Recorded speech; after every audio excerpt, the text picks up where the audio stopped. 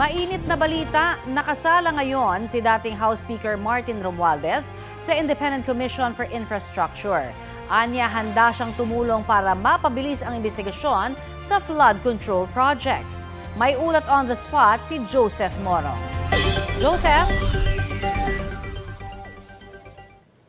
Yes, Connie, dumating nga rito sa ginagawang pagdinig ng Independent Commission for Infrastructure o ICI itong si dating House Speaker Martin Romualdez. Mag-aalas 9 or bago mag-alas 10 ng umaga dumating itong si Romualdez at nagpaunlak naman siya ng konting panayam sa media. Ayon kay Romualdez, narito siya sa pagdinig ng ICI para magbigay linaw sa pagbuo ng budget ng gobyerno. Dating House Speaker si Romualdez nang buuin ang 2025 national budget. Lagdag pa ni Romualdez, narito siya para ayon kay Romualdez, narito nga siya para magbigay linaw dun sa ginagawang budget ng gobyerno. House Speaker siya noon nung buuin yung 2025 national budget. Dagdag pa ni Romualdez ay handa niyang tulungan ng ICI na mapadali ang kanilang ginagawa bilang fact-finding commission.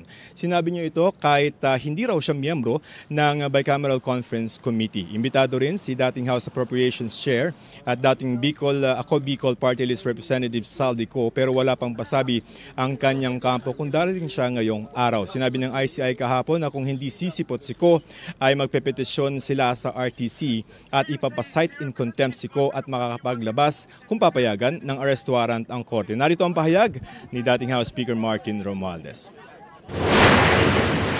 I am ready to give my personal knowledge on the budget process. Okay. And while not a member of the Bicameral Conference Committee, I will share any and all information to help determine the truth and to give all the facts and information. I will be here to help in any way to speed up the resolution of the fact-finding and investigation for the ICI. Connie, bago si Romualdez ay humarap din dito sa ICI para bigyan linaw naman yung budget process pa rin itong si Department of Budget and Management Secretary Amenah Pangandaman. Ayon kay Pangandaman ay lalatag niya yung proseso ng budget sa ICI at sinabi rin niya na walang kapangyarihan ang DBM na maglagay ng mga insertion sa budget kundi ang kapangyarihan yan ay nasa Bicameral Conference Committee ng Senado at ng House of Representatives. Connie. Maraming salamat, Joseph Morong. Isa pang mainit na balita, niyanig ng magnitude 5.8 na lindol ang Manay, Davao Oriental alas 10 ngayon pong umaga.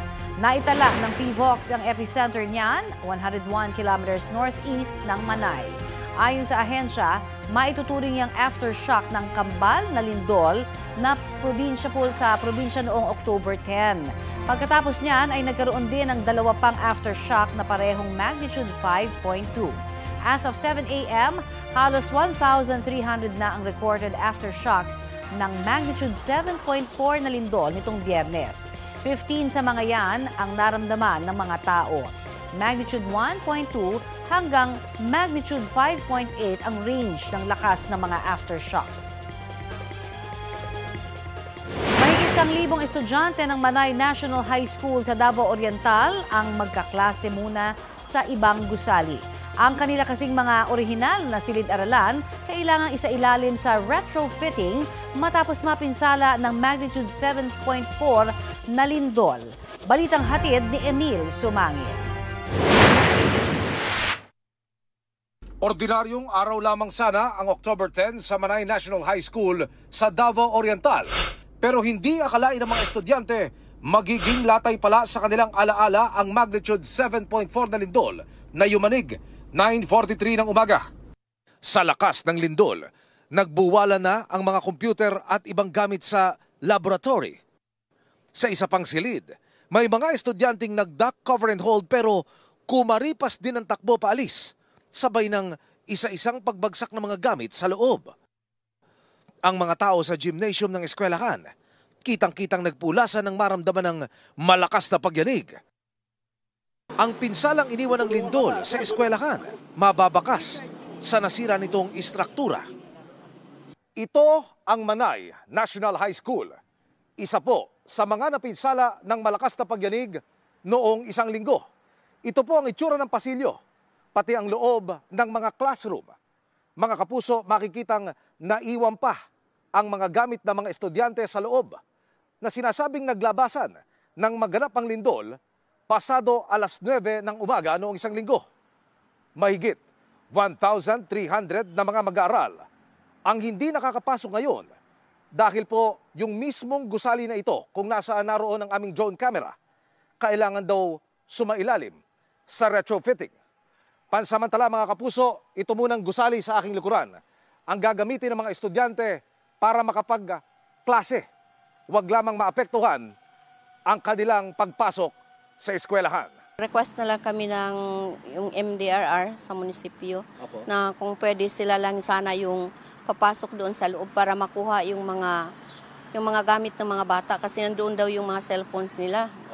Nakipag-away na yung mga parents na iba, yung mga estudyante. Sana maintindihan din kami. Dito sa Manay National High School, unang bumisita si Pangulong Bongbong Marcos para malaman kung ligtas pang gamitin ang mga silid-aralan. Kinumusta rin niya ang mga pasyente sa Manay District Hospital. Isa pa sa napadapa ng magkasunod na lindol sa Manay, Davao Oriental, ang rectory ng San Ignacio de Loyola Parish. Mga kapuso, yung rectory, ito po yung silid tulugan, ito yung tiraan ng ating mga pare dito sa parokya. Dito rin ho sila tumatanggap ng mga bisita. Ito, Father, ano ang binabanggit sa inyo? Ito ba'y pwede pang pakinabangan po? Hindi na po kasi sabi ng mga engineers talagang subject for demolition na talaga. Nakapagbanggit ba sa inyo magkano halaga mo kailangan para ko ma-reconstruct ito? I think more or less mga 8 million Ang ilang bahay naman sa isang bahagi ng barangay San Ignacio, muntik nang magulungan ng gumuhong bato mula sa kabundukan. Kung inyo makikita, kinukumpuni na po ng mga taga Davao Oriental Electric Cooperative ang linya ng kuryente. Matapos po itong mapinsala, dulot ng pagbagsak ng malaking bato na yan na nasa aking likuran. Ang binabanggit ng mga residente, galing yan doon sa kabundukan na iyon. Buti mga kapuso, lumihis ang bato at hindi ho nabagsakan yung ating mga kababayang naninirahan dito ho sa paanan. Pero sa lakas ng pagyanig, hindi ho nakaligtas yung kanilang pader. Bumagsak ho yung bahagi ng pader na kanilang bahay dito ho sa kanilang bakuran. Noong na time po na yun, nandun po kami sa loob, and then paglabas po agad, lumabas po agad kami kasi napakalakas po talaga. And then natakot po kami, baka po mahulugan kami ng kung ano doon sa loob. Ilang minuto po ay bumagsak agad yung malaking bato ron. Buti na lang po hindi tumama rito sa amin kasi prone po talaga rito ng malaking bato. Maging ang opisina ng DENR Senro Manay napuruhan. Yung isang building namin sa admin building namin is hindi na hindi na operational. So ang ibang naka-office dito inilipat namin doon sa isa naming building. May nararamdaman pa rin ho ba kayong mga aftershock? Mayroon pa rin sir kami nararamdaman ngayon. Nagtungo rin si Pangulong Bongbong Marcos sa bayan ng Tarragona.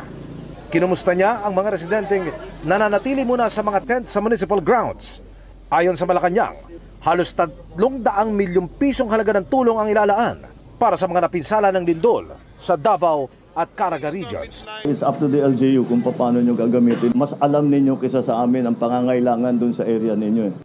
Emil Sumangil, nagbabalita para sa GMA Integrated News. Sa ibang balita, maghahain ng diplomatic protest ang Pilipinas kasunod ng pambobomba ng tubig ng China sa mga barko ng Bureau of Fisheries and Aquatic Resources malapit sa Pag-asa Island nitong linggo. Ipinadala na raw ng Philippine Coast Guard ang kanilang report kaugnay sa insidente sa National Task Force West Philippine Sea. Ipauubayan na raw nila sa Department of Foreign Affairs ang paghahain ng diplomatic protest laban sa China.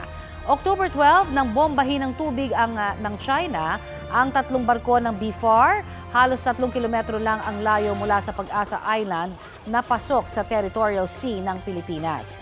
Ayon sa PCG, yan na ang pinakamalapit na panggugulo ng China. Iginiit naman ng Chinese Foreign Ministry na dapat itigil ng Pilipinas ang paghamon nila sa China sa pagprotekta sa kanilang territorial sovereignty at karapatan sa dagat.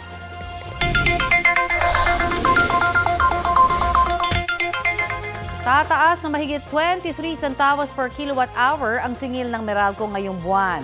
Katumbas po niyan ng 47 pesos na dagdag sa bill ng mga kumukonsumo ng 200 per kilowatt hours kada buwan. 70 pesos naman para sa kumukonsumo ng 300 kilowatt hours. Ayon sa pamunuan ng Meralco, dahil ito sa pagtaas ng generation charge na dulot ng pagbaba ng halaga ng piso kontra dolyar.